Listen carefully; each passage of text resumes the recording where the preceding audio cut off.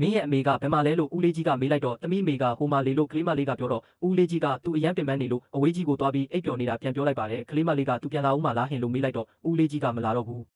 မင်းနာမည်ကဘသူလဲမေးလိုက်တော့သမီးနာမည်ကရှိအမေနာမည်ကတော့ဟန်ရှူယူလို့ပြောလိုက်ပါတယ်သူကဒီဟန်မီသားစုကတော့တကယ်ကိုစိတ်နှလုံးရက်ဆက်လွန်းကြတာပဲဟေ့လူတွေကျူးကြီးကိုကောင်းမွန်နဲ့ရှာခိုင်းပြီးဟန်မင်းကလေးကိုကောင်းကောင်းမွန်မွန်တကြိုပေးလိုက်ကြပါလိအော်ပြောလိုက်ပါတယ်အိမ်မှာကယောက်ျားသားတွေပဲအများလုံးနေတော့ငါမြင်းမလေးတယောက်လောက်လိုချင်နေတာ